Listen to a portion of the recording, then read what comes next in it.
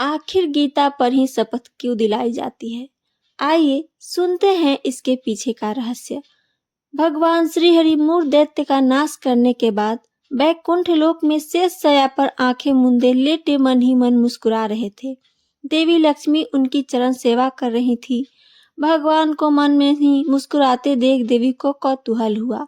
देवी लक्ष्मी ने उनसे प्रश्न किया, भगवान आप संपूर्ण जगत का पालन करते हुए भी अपने ऐश्वर्य के प्रति उदासीन से होकर इस क्षीर सागर में नींद ले रहे हैं, इसका क्या कारण है?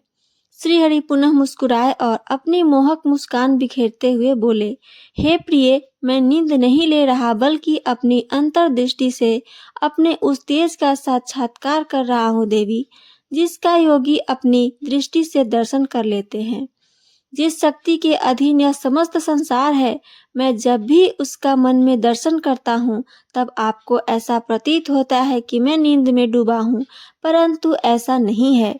भगवान ने इतनी रहस्यमय तरीके से बात कही कि लक्ष्मी जी को कुछ बातें समझ में आई, कुछ नहीं आई। उन्होंने पुनः प्रश्न किया, हे नाथ, आपके अतिरिक्त भी कोई शक्ति है जिसका ध्यान स्वयं आप करते हो? यह बात तो मुझे घोर विस्मय में डालती है। श्री हरि ने कहा, देवी, इस बात को अच्छी प्रकार से समझने के लिए आपको गीता के रहस्य समझने होंगे। गीता के समस्त अध्याय मेरे उस शरीर के अंग हैं जिसकी आप सेवा करती हैं। गीता के आरंभ के 5 अध्यायों को मेरे 5 मुख जाने, 6ठे से 15वें अध्याय को मेरी 10 भुजाएं समझिए, 16वां अध्याय तो मेरा उदर है जहाँ क्षुधा शांत होती है, अंतिम के 2 अध्यायों को मेरे चरण कमल समझिए। भगवान ने गीता के अध्यायों की इस प्रकार व्याख्या कर दी, लक्ष्मी जी की उलझन घटने की बजाय और बढ़ने लगी। भगवान ने भांप लिया कि देवी के मन में क्या चल रहा है। श्री हरि ने पुनः कहा, देवी, जो व्यक्ति गीता के एक भी अध्याय अथवा एक श्लोक का भी प्रतिदिन पाठ करता है, वह सुशर्मा की तरह सभी पापों से मुक्त हो जाता है। अब तो देवी लक्ष्मी और उलझ गईं। उन्होंने संयम भाव में अपनी अधीरता व्यक्त करते हुए, हे नाथ, यह आपकी क्या लीला है? एक के बाद एक आप पहेलियां ही कहते जा रहे हैं। कृपया आप मुझे मेरी जिज्ञासा शांत करें। भगवान पुनः मुस्कुराने लगे और उन्होंने लक्ष्मी देवी को सुशर्मा की कथा सुनानी शुरू की। सुशर्मा नाम का एक घोर पापी व्यक्ति था। वह हमेशा भोग विलास में डूबा रहता, मदिरा और मांसाहार इसी में जीवन बिताता। एक दिन सांप काटने से उसकी मृत्यु हो गई। उसे नरक में यातनाएं झेली और फिर से पृथ्वी पर एक बैल के रूप में जन्म लिया। अपने मालिक की सेवा करते बैल को 8 साल गुजर गए। उसे भोजन कम मिलता लेकिन परिश्रम जरूरत से ज्यादा करनी पड़ती। एक दिन बैल मूर्छित होकर बाजार में गिर पड़ा।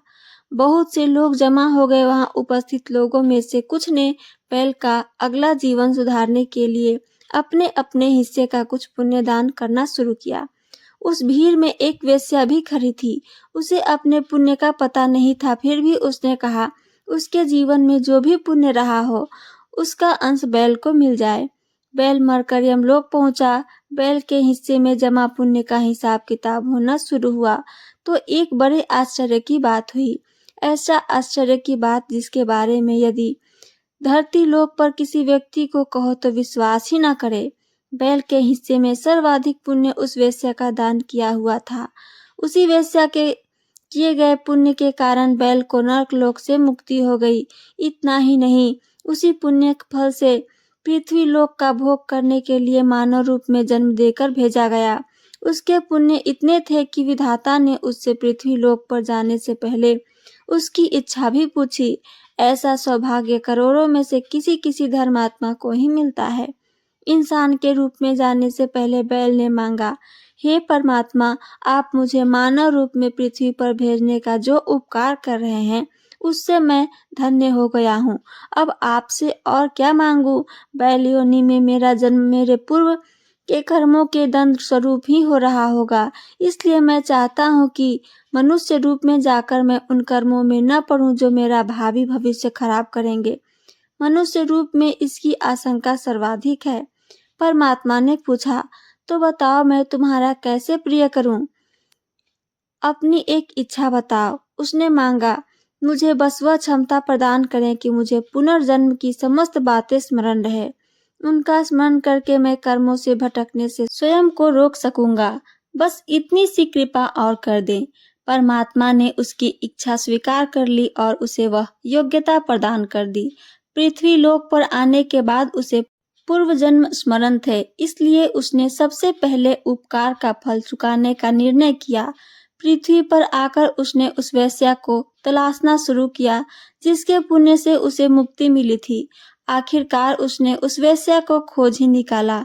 उसने वेश्या को सारी बातें बताई और फिर पूछा, देवी आप धन्य हैं, आपके कर्म तो सबसे नीच कर्मों में आते हैं, फिर भी आपके पास इतना संचित पुण्य कैसे था? यह घोर आश्चर्य की बात है। मैं जानना चाहता हूँ कि कौन सा पुण्य आपने मुझे दान किया था। वेश्या ने एक तोते की ओर इशारा करके कहा, वह तोता प्रतिदिन कुछ पढ़ता है। उसे सुनकर मेरा मन पवित्र हो गया।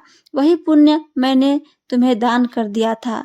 वेश्या की बात सुनकर सुशर्मा के आश्चर्य का कोई ठिकाना न रहा। एक स्त्री ने उस पुण्य फल का दान किया जिसके बारे में उसे पता तक नहीं है, और वह पुण्य इतना प्रभावी कि उसकी अक्षम अधम योनि भी बदल गई।